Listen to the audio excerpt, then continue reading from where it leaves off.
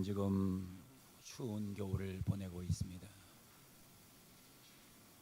날씨가 추운 것이 아니라 우리의 마음이 많이 춥습니다. 경제가 어렵습니다. 인간관계의 겨울입니다. 이러한 와중에 어떤 사람들은 신앙까지 겨울을 맞이하고 있습니다. 코로나19 팬데믹은 우리에게 너무나 많은 것을 던져줍니다. 참 많이 힘이 듭니다. 너무 춥습니다. 현재 우리나라는 300만 명이 우울증에 걸려 있다고 하는 통계가 나옵니다. 600만 명이 중독자라고 합니다. 술에 취하고 마약에 취하고 게임에 취한 상태입니다. 628가지의 불안증에 불안공포증에 걸려서 밤이면 밤마다 불안하고 해가 뜨면 무슨 일이 날지 몰라 불안해합니다. 대인 불안증으로 사람을 만나지 못합니다. 미래 불안증으로 결혼 못합니다. 자식을 낳지 못합니다. 불안해서 88도로를 운전하지 못하는 젊은이 수가 수만 명이 된다고 합니다. 저는 이런 얘기는 처음 들어봤습니다. 88도로를 운전하지 못하는 젊은이 숫자가 수만 명이 된다는 겁니다. 왜 그러나 그랬더니 운전하다가 한강물에 빠질까 봐 두렵답니다. 카이스트 학생 14%가 우울증에 빠져 있다고 합니다. 서울대생 40%는 정신과 치료를 받아야 된다고 합니다. 참으로 몹시도 춥고 어려운 시간을 보내고 있습니다.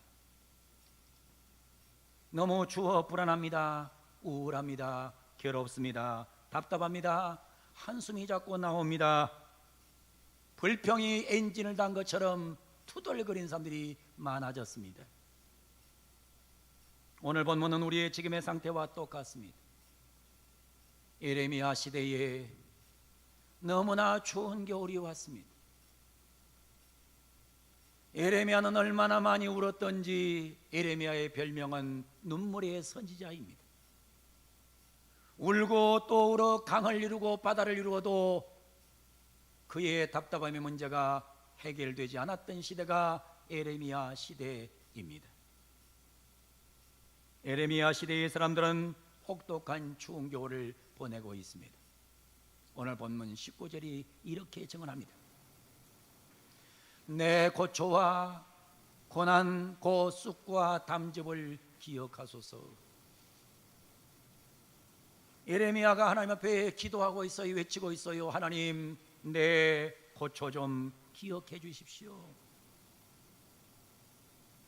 하나님, 내 재난 좀 기억해 주십시오. 하나님, 내 쑥과 같은 인생 좀 기억해 주십시오. 하나님, 내 쓸개즙 같은 인생을 좀 기억해 주십시오. 지금 예레미야는 겨울을 보내고 있습니다.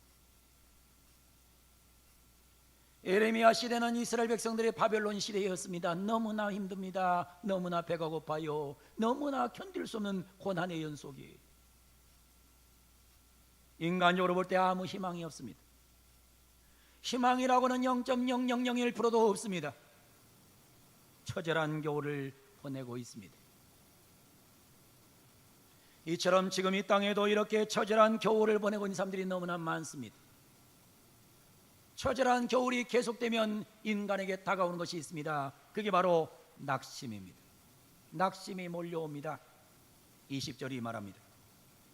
내 마음이 그것을 기억하고 내가 낙심이 되오니, 내 마음이 그것을 기억하고 낙심이 되오나. 하나님, 너무나 낙심이 됩니다. 너무나 낭망합니다. 너무나 좌절입니다. 여러분, 사람을 죽이는 것은 겨울이 아니에요. 인생의 겨울에 찾아오는 낙심이 사람을 죽이는 겁니다. 예레미야의 마음에 자꾸 나쁜 기억이 생각납니다. 낙심의 나락으로 몰려듭니다. 아무 희망이 없다. 아무 희망이 없다. 하나님은 누구이신가? 기도는 무슨 가치가 있단 말인가? 내가 죽게 되었는데 누가 나의 위로자란 말인가? 예레미야에게 낙심이 몰려와요. 위를 봐도 낙심이요, 아래를 봐도 낙심이요, 옆을 봐도 낙심이요. 낙심밖에 없어요. 낙심이라는 독에 빠지면 인간은 다 죽어요. 다 망해요. 다 끝장나요. 인간이 혹독한 추위를 오래 견디면 낙심이 몰려와요. 이게 다 인간에게 주어진 기본적인 거예요. 그런데 이상해요. 오늘 보면 봄의 소식이 들려옵니다. 봄이 오는 소식이 들려요. 21절에 말합니다. 이것을 내 마음에 담아두었더니 그것이 오히려 나의 소망이 되었사오면. 예레미야는 지금 봄 소식을 듣고 있습니다. 소망을 외치고 있습니다. 이것을 내가 내 마음에 담아두었더니 오히려 나의 소망이 되었사오니. 오히려 소망이 됐다는 거예요. 소망이 됐다는 겁니다. 예레미야의 마음속에 낙심이 몰려왔어요. 그런데 극심한 낙심 속에서 오히려 소망이 보여요.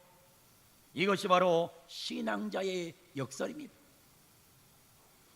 여러분, 세상 사람들은 추위가 오면 지속되면 낙심으로 살다가 낙심으로 죽어요.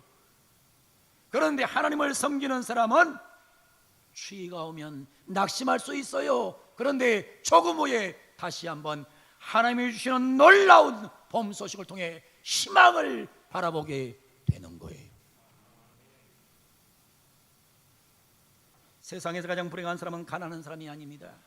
병든 사람이 아닙니다. 희망이 없는 사람입니다. 희망이 있는 한 불쌍하지 않습니다. 희망이 없으면 죽고 희망이 있으면 삽니다. 절망은 인간을 죽이는 독이요, 희망은 인간을 살리는 명약입니다. 여러분, 이런 말씀 들어보셨습니까? 인생의 고난은 동굴이 아니라 터널이다. 중요한 말입니다. 인생의 고난은 동굴이 아닙니다. 터널입니다. 동굴은 들어가면 죽어요. 그러나 터널은 아무리 길어도 출구가 있어요. 동굴은 출구가 없어요. 그러나 터널은 출구가 있어요. 사랑하는 우리 성도 여러분, 희망의 빛이 없으면 죽습니다. 인간은 희망을 먹고 사는 존재입니다. 그래서 에릭 프롬은 이렇게 말합니다. 인간을 가리켜 호모 에스퍼런스라고 합니다. 호모 에스퍼런스, 인간은 희망을 먹고 사는 존재란 말입니다. 추운 겨울이 사람을 죽이는 것이 아니라 희망이 사라지면 죽는 것입니다. 특히 하나님을 경외하는 그리스도인에게는 어떤 상황에도 희망이 있습니다. 왜냐하면 하나님은 어떤 상황에도 절대 희망이기 때문입니다. Absolute hope, 절대 희망이 바로 하나님이시기 때문에 우리는 어떤 상황에도 우리는 희망을 갖고 살아야 됨을 오늘 성경은 말씀하고 있는 것입니다. 그러나 하나님이 없는 사람에는 절대 희망이 없습니다. 절대 절망입니다. Absolute hell, 절대 지옥입니다. 유명한 라틴어 격언이 있습니다. 스펠로 스펠라, 스펠로 스펠라, 나는 희망한다, 너도 희망하라. 우리의 외침이 이래야 돼요. 나는 내가 믿는 하나님을 믿고 희망을 갖고 있습니다. 오늘 제가 믿는 하나님을 여러분도 믿으셔서 여러분 속에 희망이 생기는 복된 예배가 되기를 주의 이름으로 축원합니다. 스펠로 스펠라, 스펠로 스펠라, 나는 희망한다, 너도 희망하라. 그렇습니다. 봄 소식이 들려옵니다. 영상 하나를 보여드리겠습니다.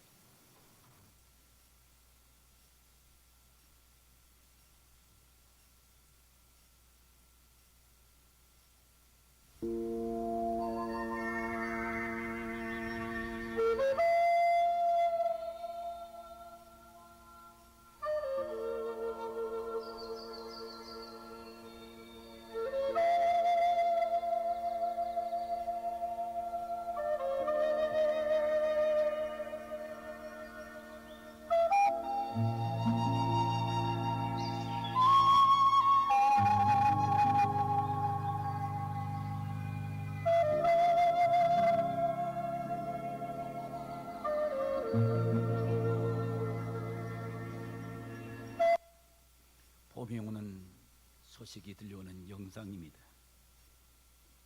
우리가 영적인 생활에, 삶의 생활에 봄 소식이 들려옵니다. 아무에게나 그 소식이 들려오는 게 아니에요. 오늘 성경이 봄 소식이 들려오는 사람이 어떤 사람인가를 정리해주고 있어요.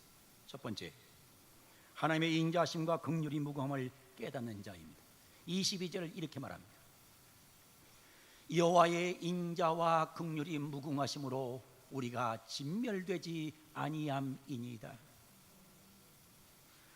하나님의 인자와 긍휼은 무궁하기 때문에 우리는 절대로 진멸당하지 않습니다라는 믿음이 에레미야에게 있었단 말입니다.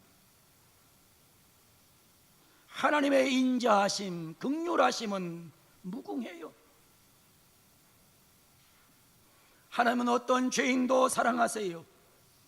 어떤 죄인에게도 인자를 베푸세요. 하나님은 애절한 사랑으로 우리에게 긍휼을 쏟아붓기를 원하세요. 하나님의 인자와 긍휼은 너무 커서 독생자를 이 땅에 보내서 십자가에 죽기까지 나를 사랑하는 긍휼을 베풀어 주신 그 위대한 사랑이 하나님의 긍휼과 인자함이에요.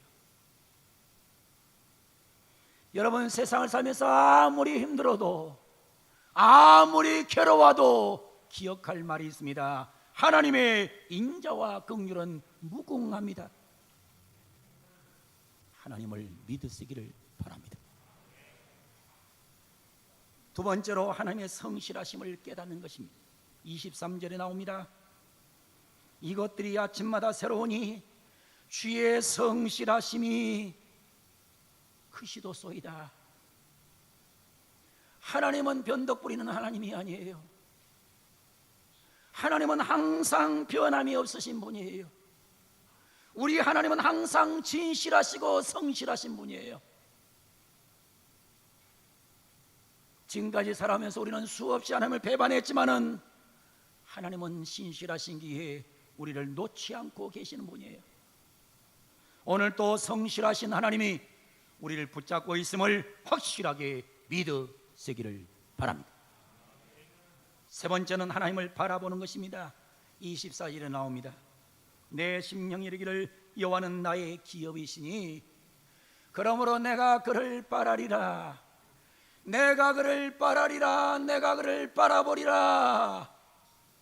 여러분, 하나님을 바라보면 여러분 속에 노래가 나와요.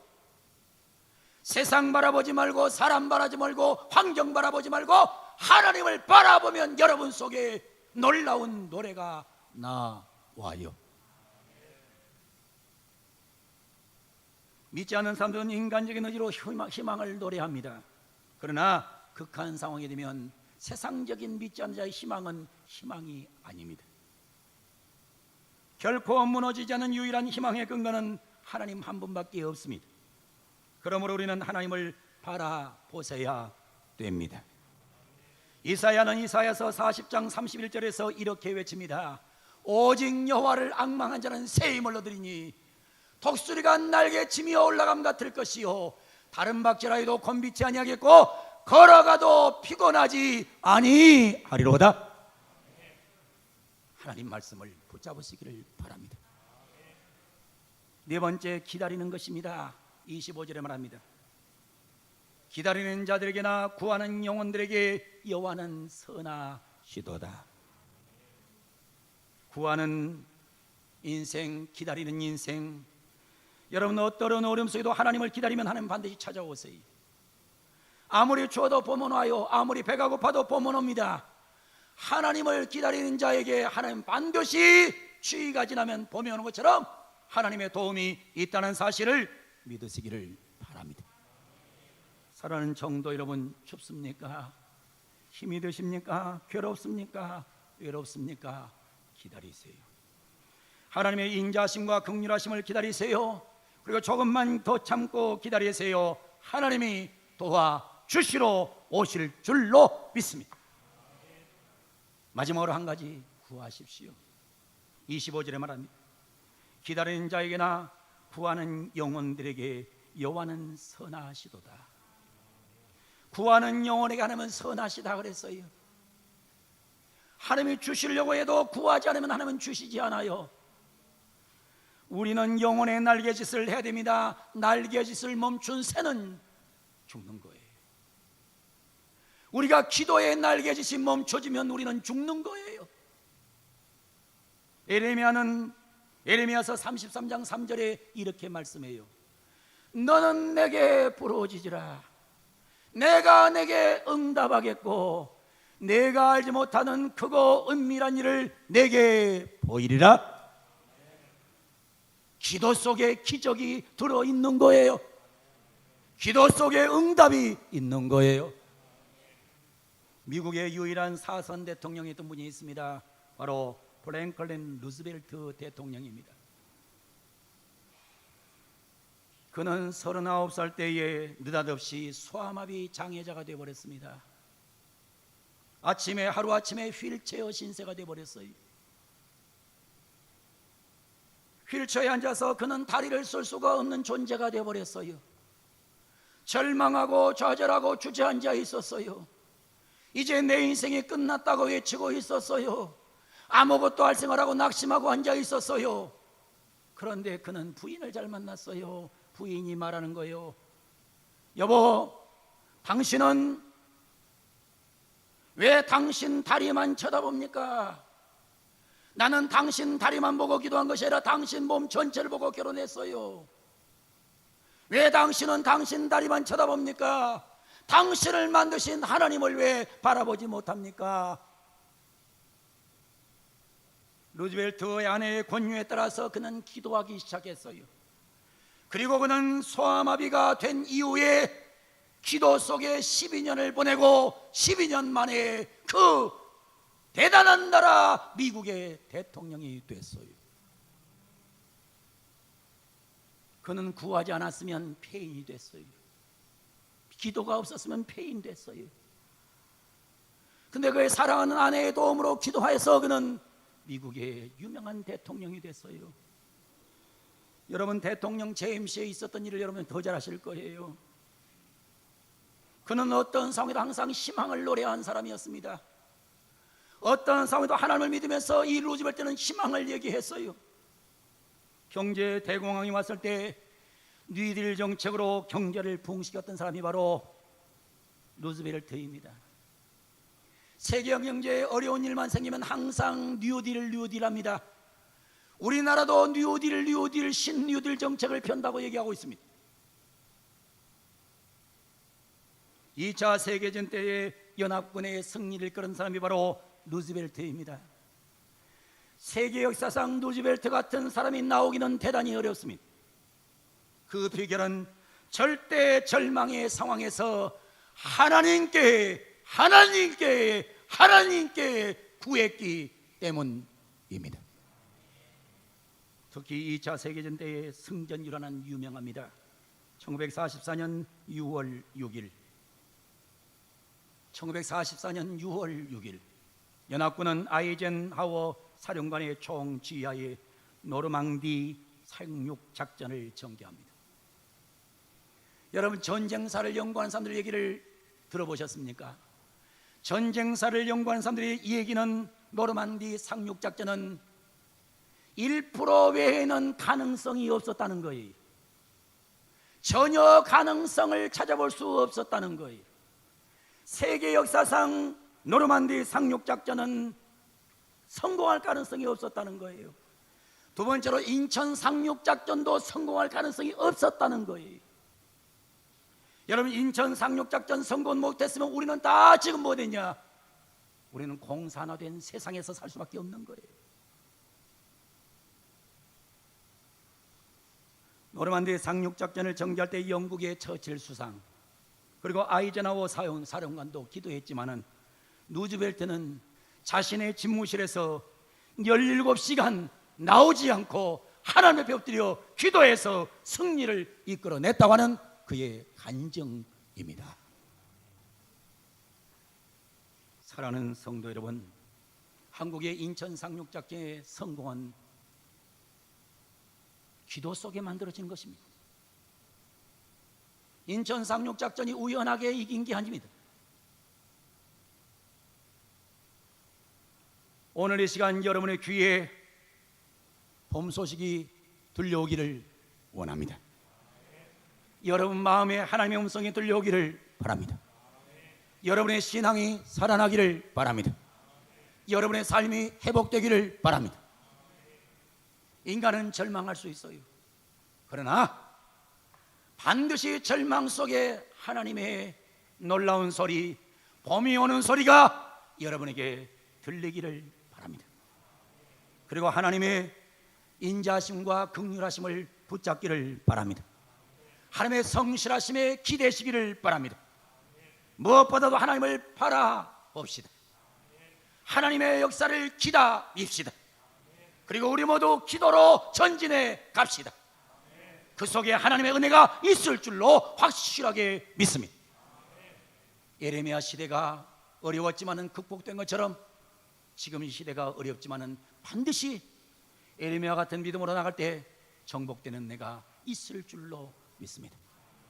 하나님의 은혜로 승리하는 우리 모든 성도들, 이 방송을 시청하는 모든 시청자들 되기를 예수님의 이름으로 축원을 드립니다. 기도하겠습니다.